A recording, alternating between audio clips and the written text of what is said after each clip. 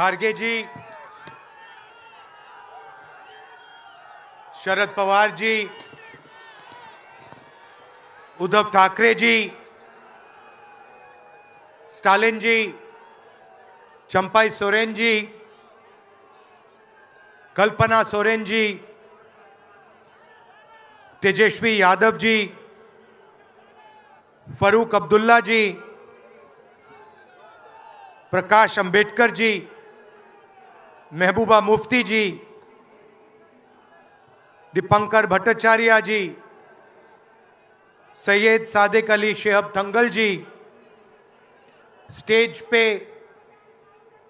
India alliance के वरिष्ठ नेता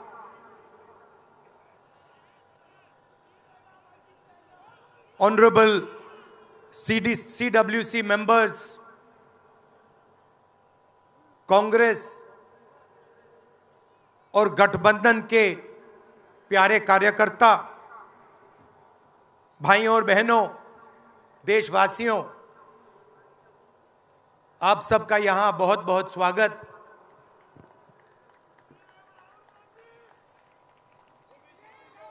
पिछले साल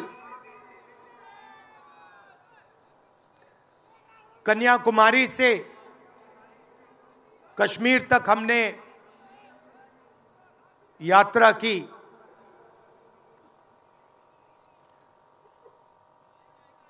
यात्रा करनी पड़ी। अगर मैं अपने आप से पूछता 2004 में, 2010 में, 2014 में कि मुझे 4000 किलोमीटर कन्याकुमारी से कश्मीर चलना पड़ेगा, मैं ऐसी बात सोच भी नहीं सकता था।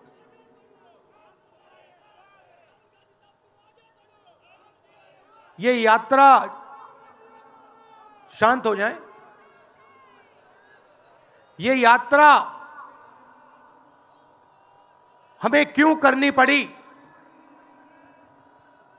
क्योंकि देश का जो कम्युनिकेशन का सिस्टम है, चाहे वो मीडिया हो, सोशल मीडिया हो, वो आज देश के हाथ में नहीं है। जनता के जो मुद्दे हैं, बेरोजगारी, हिंसा, नफरत, महंगाई, किसानों के मुद्दे, अग्निवीर के मुद्दे, जवानों के मुद्दे, वो मुद्दे आपको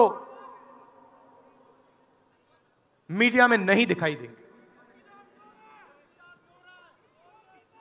तो हमने ये यात्रा करनी पड़ी क्योंकि और कोई चारा नहीं था। देश के ध्यान को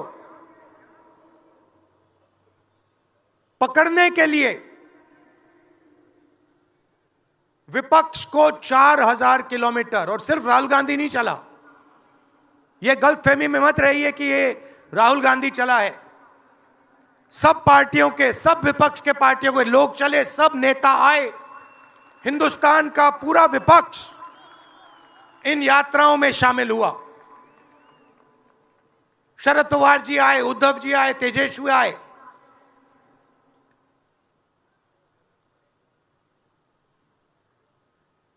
सोशल मीडिया में भी आप गलतफहमी में मत रहिए। किसी ने कहा कि सोशल मीडिया एक रास्ता है, सोशल मीडिया रास्ता नहीं है। उस पर भी कंट्रोल है। अमेरिका की कंपनियों पर दबाव है।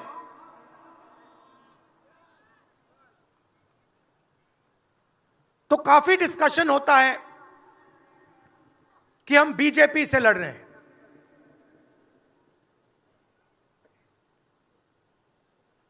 लोग सोचते हैं कि हम सब एक राजनीतिक दल के खिलाफ लड़ रहे हैं। देश भी सोचता है कि ये जो नेता स्टेज पे बैठे हैं अलग अलग पॉलिटिकल पार्टी से हैं, ये एक राजनीतिक पार्टी से लड़ रहे हैं। ये सच नहीं है, ये गलत है। हम राजनीतिक पार्टी से नहीं लड़ रहे हैं और यह समझने की जरूरत है। हिंदुस्तान के युवाओं को यह बात समझनी होगी। कोई और कहता है ये सब लोग एक व्यक्ति के खिलाफ लड़ रहे हैं, नरेंद्र मोदी के खिलाफ लड़ रहे हैं। नहीं, हम एक व्यक्ति के खिलाफ भी नहीं लड़ रहे हैं। ना हम बीजेपी के खिलाफ लड़ रहे हैं, ना हम एक व्यक्ति के खिलाफ लड़ रहे हैं। एक व्यक्ति को चेहरा बनाकर ऊपर डाल रखा है।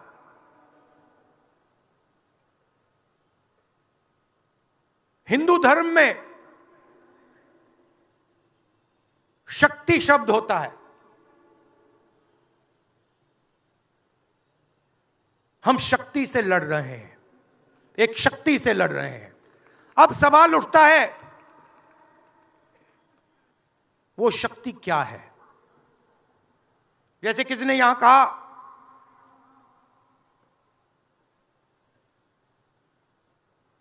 राजा की आत्मा ईवीएम में है। सही है, सही है। राजा की आत्मा ईवीएम में है।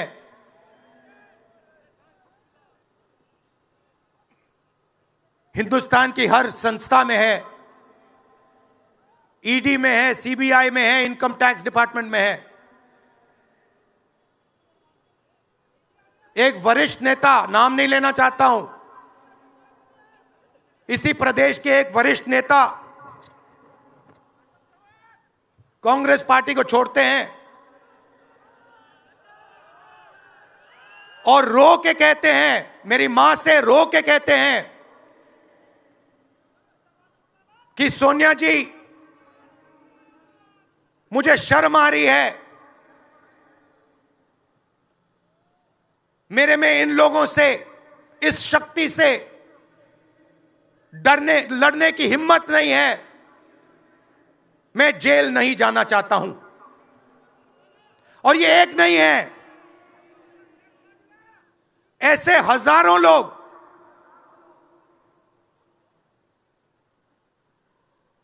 डराए गए हैं। क्या आप सोचते हो शिवसेना के लोग, एनसी के लोग ऐसे ही चले गए? नहीं, जिस शक्ति की मैं बात कर रहा हूं, उन्होंने उनका गला पकड़कर उनको बीजेपी की ओर किया है और वो सब डर के गए हैं।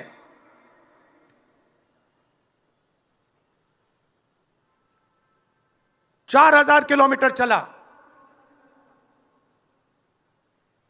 उसके बाद 6,000 किलोमीटर मणिपुर से महाराष्ट्र, मुंबई, धारावी।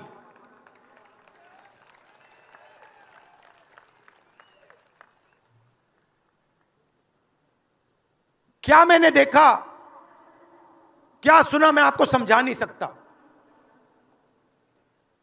शब्दों में नहीं बता सकता मैं आपको। बोल रहा हूं तो बात याद आई, मेरे पास एक युवा आता है, जीप पर कूदता है, सिक्योरिटी वाले उसको मारते हैं, दबाकर मारते हैं, तब भी वो आता है, हाथ पकड़ता है, आंख में आंसू, मुझे कहता है राहुल जी मैंने 3 साल हर रोज सुबह रनिंग की, पुलअप्स की, पुशअप की, दंड बैठक, सब कुछ मैंने किया। मेरे दिल में देशभक्ति थी। मैं चाहता था कि मैं लद्दाख में जाकर, ठंड में जाकर, ठंड में कांपूं, देश के दुश्मनों के सामने कांपूं, और एक दिन अगर मौका बने तो उनकी गोली भी खाऊं। यह मैंने सोचा था। राहुल जी, अग्निवीर लागू कर दिया। मेरे देश ने मुझे धोखा दिया है। नहीं, तुम्हारे देश ने तुम्हें धोखा नहीं दिया। तुम्हारी सेना ने तुम्हें धोखा नहीं दिया। उसी शक्ति ने तुम्हें धोखा दिया है। नरेंद्र मोदी भाइयों और बहनों सिर्फ मास्क है, मुखौटा है। जैसे ये बॉलीवुड के एक्टर हैं, उनको रोल दिया गया है कि भैया आज सुबह आपको यह करना है, कल आपको यह बोलना है, परसों आप यह करोगे, सुबह उठ के समुद्र के नीचे जाओ, चलो सी प्लेन में उड़ो। 56 इंच की छाती नहीं है, खोखला व्यक्ति है।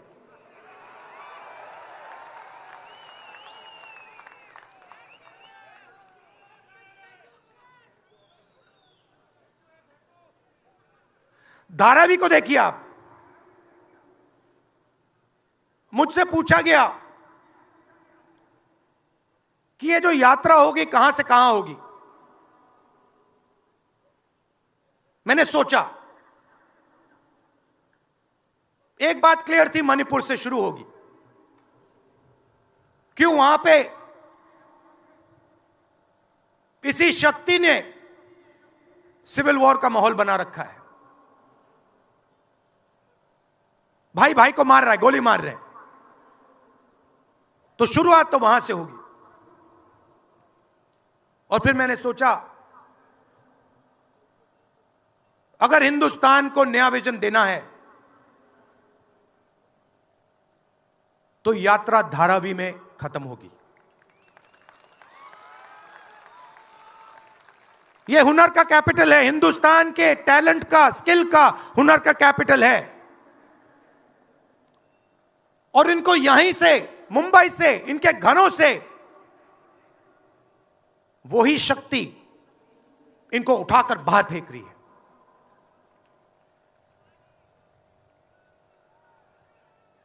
एक साथ मिलकर वही शक्ति इन लोगों की जिंदगी बर्बाद करने में लगी हुई है। मैं आपको इस स्टेज से बता रहा हूं, चाइना में एक शहर है, उसका नाम शेंजन है। सच्चा मुकाबला उस शहर से है जो आपको मीडिया में कभी कोई नहीं बताएगा। धारावी शेंजन का मुकाबला कर सकता है। बैंक के दरवाजे इन बच्चों के लिए खोलो, इन बच्चों को सरकार की मदद करो, और फिर देखो ये शेंजन का क्या करते हैं। उठा के परे कर देंगे शेंजन को ये लोग। Made in Mumbai, made in Dharavi, made in China को उड़ा के हटा देगा, परे कर देगा। मगर नहीं, 22 लोग हैं यहां पे, 22 लोगों के पास उतना ही धन है जितना हिंदुस्तान के 70 करोड़ लोगों के पास है।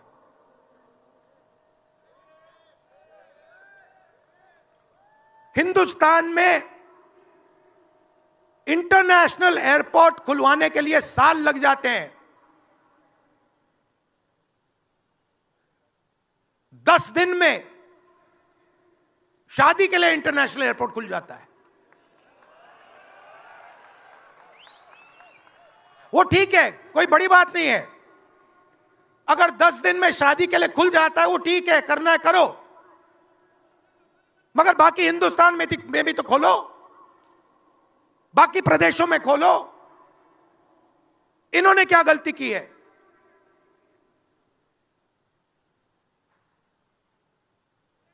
पचास 50% हिंदुस्तान की आबादी पिछड़े वर्ग की है,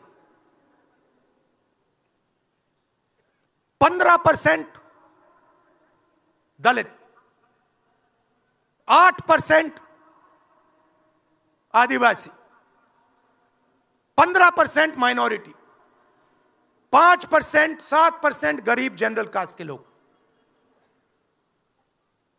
मीडिया के मालिकों की लिस्ट निकालिए, नाम दिखा दीजिए मुझे। दलित का नाम दिखा दो, आदिवासी का नाम दिखा दो, पिछड़े का नाम दिखा दो लिस्ट में। एक नहीं मिलेगा आपको। मैं ढूंढ रहा हूं, महीनों से ढूंढ रहा हूं।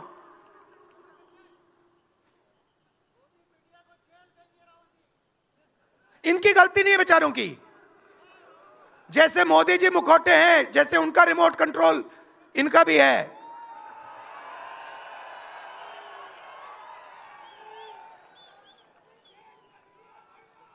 मीडिया में कोई नहीं।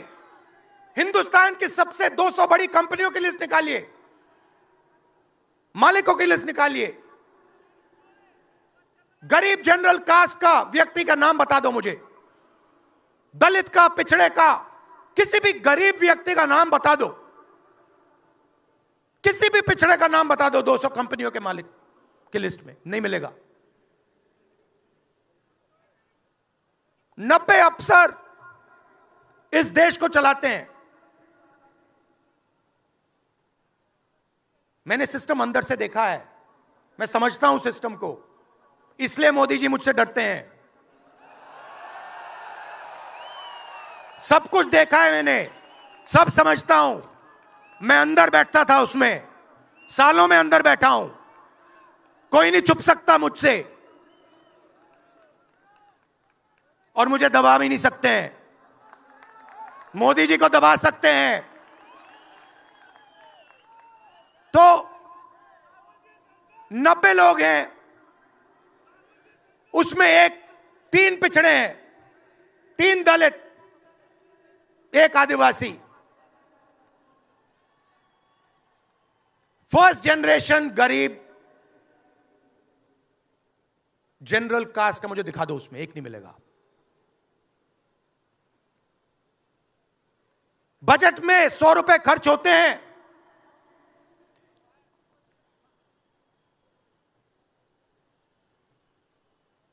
पिछड़े, दलित, आदिवासी सबको मिला दो, 6 रुपए का निर्णय लेते हैं। पॉलिसी कहां बनती है? पॉलिसी ये 90 लोग बनाते हैं, उसमें 200-300 और जोड़ दो,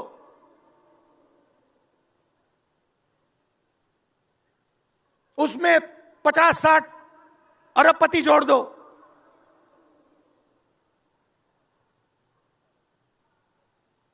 यह है सच्ची शक्ति जो हिंदुस्तान को चला रहा है। और इससे आप कोई नहीं बचेगा, आप में से कोई नहीं बचने वाला। यहां किसी ने ईवीएम की बात की, मैं आपको बता रहा हूं, ईवीएम के बिना नरेंद्र मोदी चुनाव नहीं जीत सकता है। इलेक्शन कमीशन से हमने कहा कि एक काम कीजिए, विपक्ष की पार्टी को ये मशीनें दिखा दीजिए, खोल के हमें दिखा दीजिए ये कैसे चलती हैं, हमारे एक्सपर्ट्स को दिखा दीजिए। इलेक्शन कमीशन नहीं दिखाता। फिर हमने कहा देखिए, इसमें से कागज निकलता है, वोट मशीन में नहीं है, वोट कागज में है। ठीक है, आप मशीन चलाइए, मगर कागज की भी गिनती कर दीजिए। इलेक्शन कमीशन कहता है नहीं, कागज की गिनती नहीं होगी। क्यों नहीं होगी? कैसे नहीं होगी? सिस्टम नहीं चाहता कि ईवीएम की गिनती हो जाए। क्यों? क्योंकि यह सिस्टम आपके धन को चोरी करने का सिस्टम है। ये आप लोग जीएसटी देते हो, उतनी ही जीएसटी देते हो जितना अदानी देता है। 18% शर्ट पे देते हो, उतनी वो देता है। उसकी आमदनी लाखों करोड़ रुपए, आपकी 50,000 रुपए।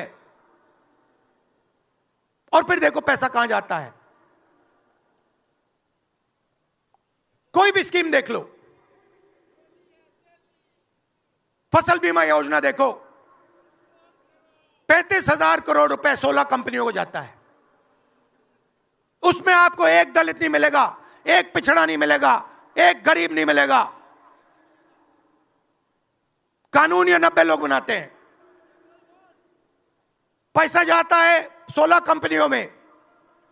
और जब हमारे किसान कहते हैं ओला गिर गया, बारिश हो गई, बर्बाद हो गए, वो कहते हैं भैया नहीं, तुम्हें मुआवजा नहीं मिलेगा, ये तुम्हारा है ही नहीं, तुम्हें कैसे मिलेगा, मर जाओ जाके। नरेंद्र मोदी जी का काम आपके ध्यान को भटकाने का है।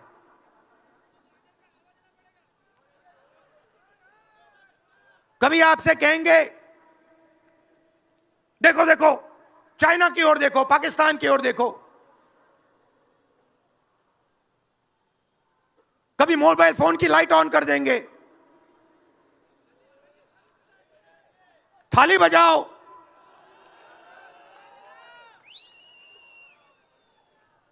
कभी कहेंगे देखो मेरा अपमान कर दिया, जैसे अभी किसी ने उनकी पत्नी के बारे में बोला, अब कहेंगे देखो मेरा अपमान कर दिया, ध्यान भटकाने के लिए। अब देखना होगा।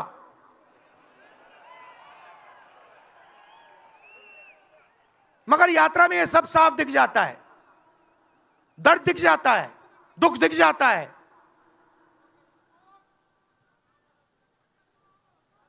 चालीस साल से सबसे ज्यादा बेरोजगारी हिंदुस्तान में आज है। मीडिया में आपको एक मिनट के लिए नहीं दिखता।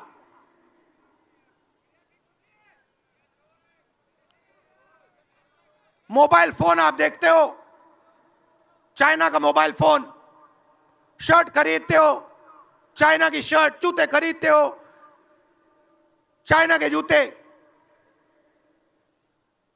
चाइना के युवा को फायदा हो रहा है, और किसको फायदा हो रहा है? और किसको फायदा हो रहा है? यह आपने कभी पूछा अपने आप से? जब चाइना का यहां माल बिकता है, सिर्फ चाइना को फायदा नहीं होता, हिंदुस्तान के अरबपतियों को भी फायदा होता है भाई और बहनों। इसलिए धारावी को कभी उठने नहीं देंगे। इसलिए धारावी को यह सरकार कभी सपोर्ट नहीं दे सकती।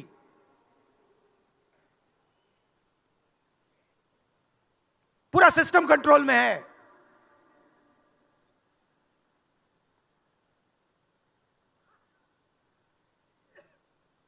जब इनकी पहले सरकार आई, मैं आपको दिल की बात बताता हूं, पहले इनकी सरकार आई, अरुण जेटली मेरे पास आते हैं,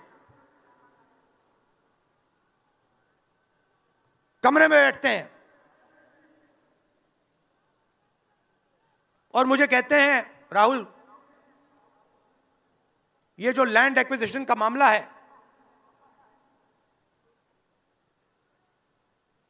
तुम इस पर मत बोलो।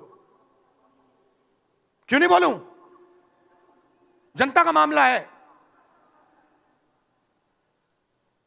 अगर बोलोगे तो तुम्हारे ऊपर हम केस लगाएंगे। लगाओ केस, मुझे कोई फर्क नहीं पड़ता। क्या कर लोगे मेरा? ईडी वाले आए, 50 घंटे बैठा दिया।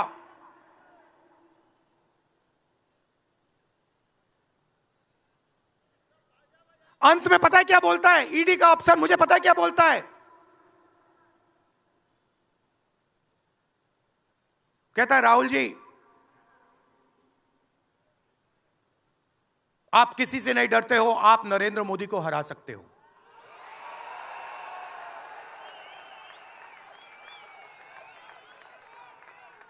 ईडी का अफसर बोलता है मुझे।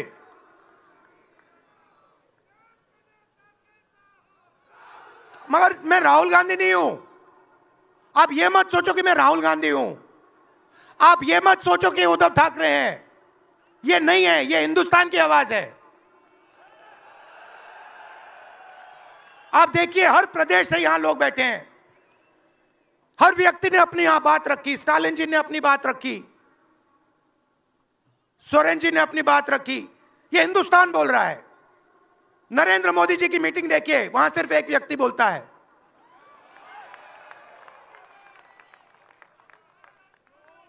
गडकरी जी परे हो जाते हैं, माला के बाहर निकाल देते हैं उनको। इसलिए हमने इसको इंडिया गठबंधन नाम दिया है। ये हिंदुस्तान की रक्षा कर रहा है।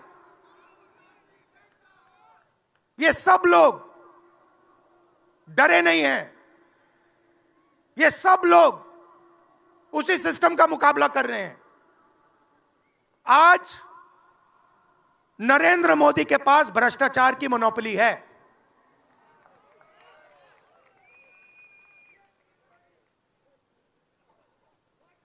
इलेक्टोरल बॉन्ड्स का सिस्टम निकाला। मैं आपको समझाता हूं। यहां पे जो छोटे छोटे सड़कों पे ना एक्सटॉर्शन चलता है, हफ्तेबाजी चलती है ना, वो नेशनल लेवल पे कर रहे हैं ये लोग। मैं बता देता हूं, 4 तरीके की हो रही है। एक, पहले ये कॉन्ट्रैक्ट देते हैं, सरकार कॉन्ट्रैक्ट देगी और सीधा परसेंटेज लेगी। इलेक्टोरल बॉन्ड देख लीजिए, उसमें साफ है। कंपनी को कॉन्ट्रैक्ट मिलता है, उसके एकदम बाद वो बीजेपी को हफ्ता देना शुरू कर देती है। दूसरा, सीधा एक्सटॉर्शन। ईडी सीबीआई भेज देंगे। जैसे यहां पे मुंबई का एयरपोर्ट इनको चाहिए था, ईडी सीबीआई भेजी, एयरपोर्ट किसी और को पकड़ा दिया। सीधा एक्सटॉर्शन। तीसरा, शेल कंपनी। जैसे यहां भी किसी ने कहा, अंबेडकर जी ने कहा, कंपनी की प्रॉफिट ही नहीं है और उससे ज्यादा पैसा वो बीजेपी को दे रही है। और चौथा, कॉन्ट्रैक्ट देने के पहले पैसा दो, कॉन्ट्रैक्ट लो। देखिए, मैं आपको एक बात कहता हूं, यहां मुंबई में किसी भी गुंडे को आप सीबीआई, ईडी और इनकम टैक्स पकड़ा दो,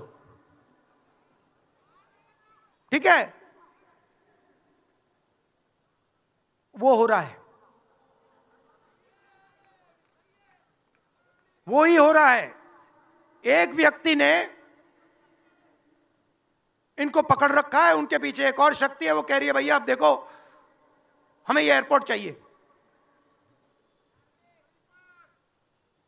आपका एयरपोर्ट मुंबई का एयरपोर्ट है ना, आपने तो देखा। सीबीआई की इंक्वायरी हुई और उसके एकदम बाद मुंबई एयरपोर्ट अदानी जी को मिल गया। तो मैं आपसे कह रहा हूं कि इससे आपका नुकसान हो रहा है। नोटबंदी की, जीएसटी लागू की, जो हिंदुस्तान का रोजगार का सिस्टम था उसको खत्म कर दिया। चाहते हैं कि यहां सिर्फ 20-25 कंपनियों का राज हो। चाहते हैं कि ये जब छोटा धंधा चलाते हैं, सब्जी बेचते हैं, छोटे छोटे दुकानें चलाते हैं, चाहते हैं ये सब खत्म हो जाए। और एक के बाद एक इनको खत्म कर रहे हैं। स्मॉल और भी मीडियम मैन्युफैक्चरिंग जो है उसको सबको खत्म कर रहे हैं। यही लोग तो चाइना का मुकाबला कर सकते हैं। जो स्मॉल और मीडियम इंडस्ट्री है वही तो चाइना का मुकाबला करेगी,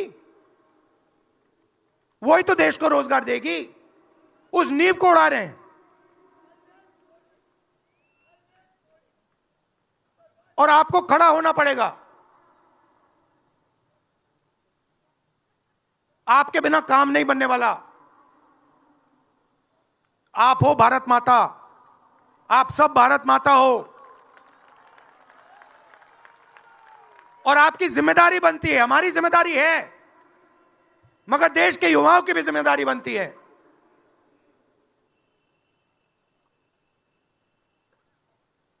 पूरा देश अग्निवीर के खिलाफ है। मैं 4000 किलोमीटर चला, एक युवा ने मुझे नहीं कहा कि अग्निवीर अच्छा लगता है। वो जो रो रहा था मुझे कहता है, राहुल जी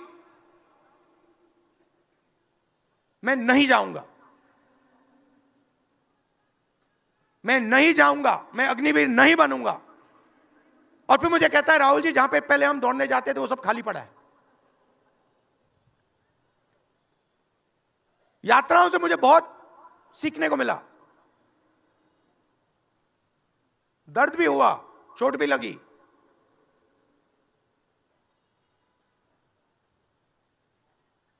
मगर जो प्यार मिला, दिल से जो प्यार मिला,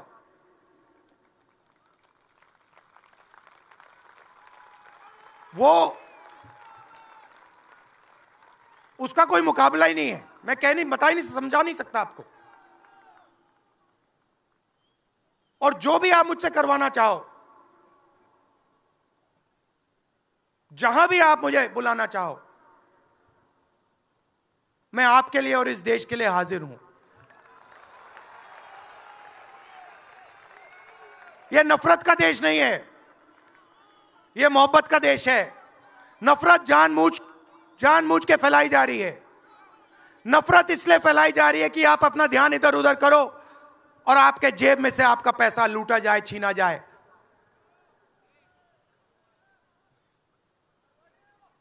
तो नफरत को नहीं फैलने दो। जैसे यात्रा से मैसेज निकला, हिंदुस्तान के दिल से मैसेज निकला, नफरत के बाजार में मोहब्बत की दुकान खोलो। यह हमारे सब महापुरुषों ने कहा है। गांधी जी ने कहा, बुद्ध भगवान ने कहा, राम जी ने कहा, यही कहा। अगर राम का, बुद्धा का एक ही मैसेज है, नफरत के बाजार में मोहब्बत की दुकान खोलो। धन्यवाद। धन्यवाद।